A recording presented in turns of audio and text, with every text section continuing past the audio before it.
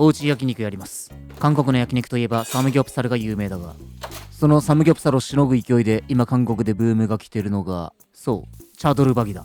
国内で食える店は数えるほどしかないが、この俺がバッチリ再現するんでお任せあれ。まず肉。サムギョプサルが厚切りの豚肉を使うのに対し、チャドルバギは薄切りの牛肉。もはや焼肉というより焼きしゃぶに近い。韓国ではトモバラ肉、かなり脂身の多いあばら部分の霜降り肉が使われる。今回は日本でも手に入りやすい和牛のバラ肉を使っていく。肉とタレだけあれば成立するんだが、それだけだと寂しいんで付け合わせの野菜、ここは50で、もやし、ニラ、人参、えのきあたりがよく使われる。あとはサムギョプサルみたいにサンチュ、ニンニク、コチュジャン、サムジャンあたりを使うといい。あとキムチ。ではサクッと仕込んでいきましょう。最初にタレから作っていく。チャドルバギの特徴はタレにある。脂身の多い肉を使うんで、あっさり飽きずに食べれるように酸味の効いたお酢ベースのタレを使う。わかりやすい分量で。はい、じゃあまずお酢大さじ3、醤油大さじ1、砂糖大さじ 1.5。 入れれば入れるほど酢の角は取れるが甘くなりすぎるんでバランスが大事。そして練りがらし5センチ程度。砂糖とからしが溶けるまでよくかき混ぜる。で、味見してまだ酢の角が立ってるなと思ったら、味の素2振りぐらい入れときゃ角が取れる。入れすぎるとそれっぽい味になるんで、入れすぎは禁物。で、最後に味の調整で塩を1つまみ。これで味が引き立つ。韓国ではこんな感じで酸味の効いた酢からしで食べる。もう少し日本人に馴染み深いタレを作るとすれば、ポン酢ベースでタレを作るといい。まあそっちも作ってみましょうかね。タレなんて多ければ多いほどいいんでね。まず長ネギ粗みじん切り、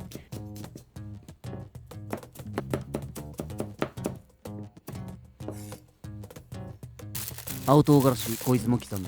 辛いものが苦手だったら種は取っておくといい。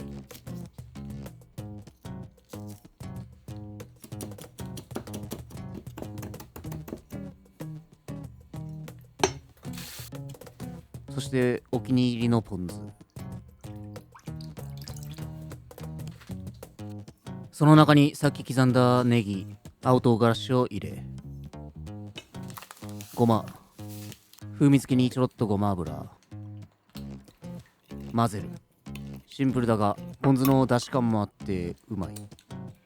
はい、タレ作ったらやることほとんどありません。もやし、ここでは洗いますが、まあ普段はほぼ洗わないんだけど、これぐらいしかやることがない。一応洗うともやし臭さが軽減される。あと焦げ付きにくくなる。ニラ、これも適当にざく切り。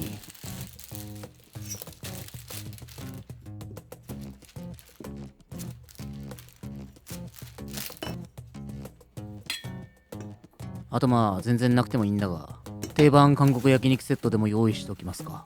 サンチュ、サニーレタスとかでも OK。 昔韓国料理屋でバイトしてた時、たまに間に虫がいたんでさすがに洗う。洗ったらよく水を切る。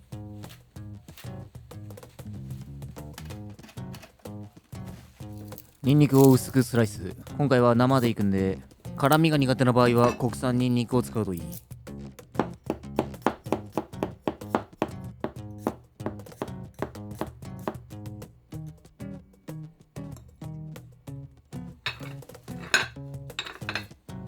キムチ、コチュジャン、あと韓国の調味料でサムジャンっていう味噌がある。辛いのが苦手な人はそっちのがマイルドなんでおすすめ。あとはもう焼くだけなんだが、今回バチクソイケてるホットプレートいただいたんで簡単に紹介させてください。超薄型ホットプレートマジックグリル。独自の技術で天板に高密度ヒーターが一体型で埋め込まれている。それによって実現する省エネ、そして高火力。煙の出も少なく焼きムラはほぼない。ホットプレートの中ではかなり高性能のヒーターを搭載し、にもかかわらずこの薄さにとどまってるのはまさにマジック。そしてなんといっても特徴的なのは縁がないスタイリッシュで斬新なこの形状。まるで一枚の鉄板のようでかなり男心をくすぐる。縁がない分汁物には向かないが、考えてみれば家でホットプレート使う時なんて焼肉か粉もん焼く時ぐらいにしか使わないんで、むしろ縁がない方が使いやすいということに気づいてしまった。ヘラ返しもしやすいし、端っこギリギリまで使えるんで焼き鳥なんかも逆にやりやすい。縁なんていらんかったんや。でこのマジックグリルで早速やっていきましょう。まずプレート中央に野菜を盛る。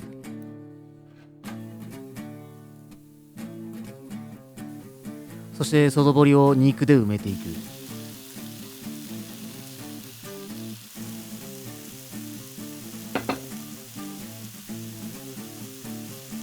あとは好みの焼き上がりのタイミングで肉から食っていく。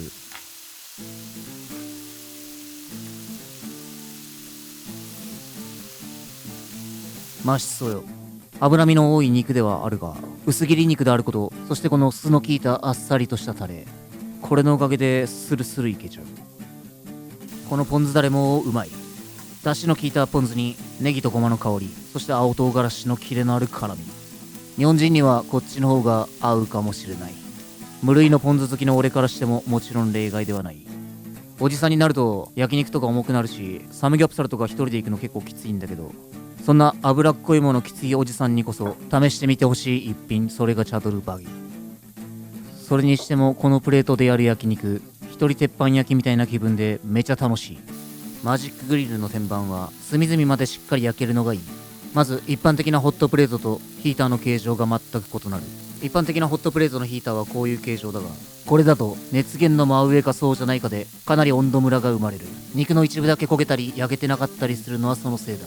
それに対しマジックグリルのヒーターは全面に熱源が張り巡らされている。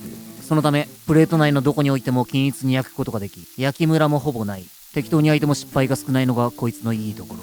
さらにこのプレート、この薄さで5層構造になっており、蓄熱性がかなり高い。たくさん置いても冷めにくく、火入れも緩やかになるため、食材の持つ水分が飛びすぎることなく、しっかりと火を通すことができる。これはまさに鉄板にも近い特性なので、その辺の適当なフライパンで肉を焼くよりはるかにジューシーでうまい。そして失敗も少ない。塊肉を焼くのにももってこいだ。そういった特性を持ちながらも、鉄板よりもはるかに軽量でこびりつくこともない。この取り回しの良さ、これちょっと今後ヘビーリピアイテムになるかもしれません。さらにこのマジックグリル、フラットな天板に見えて、実は真ん中がややくぼんだ形状になっている。そのため多少汁っぽい料理でも結構やれます。そしてこの真ん中に溜まった牛脂で野菜、そしてキムチを焼く。この野菜がまたうめえんだ。本場のトモバラ肉はもっと脂が出るんで、ここにさらに牛脂やバターを足すのは全然あり。そしてこの野菜と肉をサンチュにのせーの。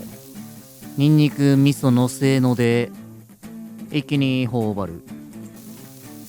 ヘルシー、ベリーヘルシー。こいつは最後だ。だいたい焼肉途中で飽きるけど、こうやって変化をつけていくと最後まで楽しめる。というわけであっという間に完食。そして俺が地味に一番気に入ってるのが取り回しの良さ。これかなり手入れ簡単です。軽い汚れならキッチンペーパーで拭くだけでいいし、こうやって簡単に分解できるんで、しっかり汚れた時はこんな感じで天板ごと丸洗いしてやればいい。簡単に汚れは落ちる。裏面に電子接点部分があるが、後でしっかり乾かせばこっちも気にせず丸洗いして OK らしい。メーカーに確認済みだ。洗い終わったら乾かして、乾いたらその辺の隙間に収納しておけばいい。この薄さと取り回しの良さが抜群に使い勝手を良くしてくれて毎日使いたくなる。フライパンの出番が減りそうだ。そして今回なんと特別な割引クーポン用意してもらったんで、概要欄を確認してほしい。